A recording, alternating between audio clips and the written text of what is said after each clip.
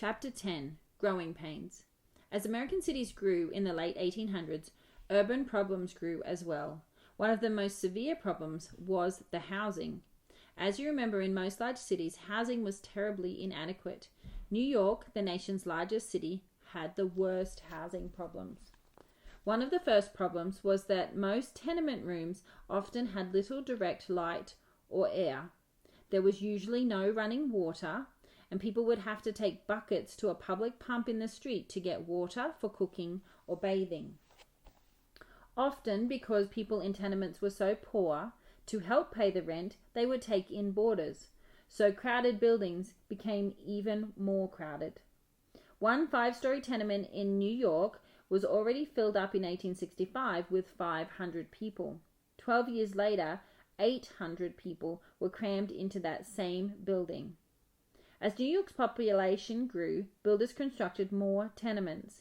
In 1880, more than 500,000 New Yorkers lived in tenements.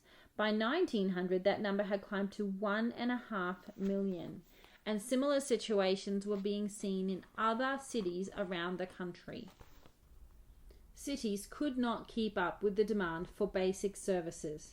There was no street paving in most cities, which meant that everywhere people went, things would get dusty, or when it rained, they would get muddy. Garbage disposal was another problem that many cities did not have a way to deal with. So what were people in cities doing with their trash? They were throwing it into streets and alleys, where it was eaten by pigs that roamed the streets. Disposing of human waste or sewage was also a great problem. Many cities were dumping their sewage into open gutters and waiting for rain to wash it away. A number of cities tried to build underground sewer systems to help carry the sewage, except that it would often be connected to the city's drinking water. And this began to create new problems. Waterborne diseases such as typhoid fever and cholera spread quickly and took the lives of thousands. Children were especially at risk, and the death rate among infants was terrible. Half the children born in Chicago in the 1880s did not live to the age of 5. Perhaps the worst urban problem was fire. One of the issues they had was that most of these cities had been built of wood, and they were crowded together. If there was a single spark of a fire, it could burn down an entire neighborhood. One of the worst fires occurred in Chicago in 1871. Within days, 1/3 of the city, 17,000 buildings, had been destroyed, leaving 300 dead and 90,000 homeless. The next year, a large part of Boston also went up in flames.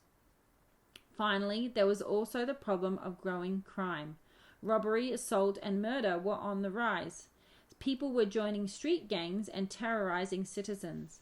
And there were parts of cities like New York and San Francisco that police would refuse to enter because they were so dangerous. By the end of the century, many cities were tackling the problems that came with urban growth. City governments stopped depending on volunteers and started hiring people for jobs. They developed professional police forces. They hired companies to pave streets, build schools, collect garbage, improve sewage, and provide cities with clean drinking water. In order to pay for all of these new services that the cities needed to provide, it had to come from somewhere. This money came from taxes, money raised by taxing people and businesses. But this created its own problems. Who would decide which companies would get the jobs? City officials and some elected people would. But this meant that corruption happened very quickly.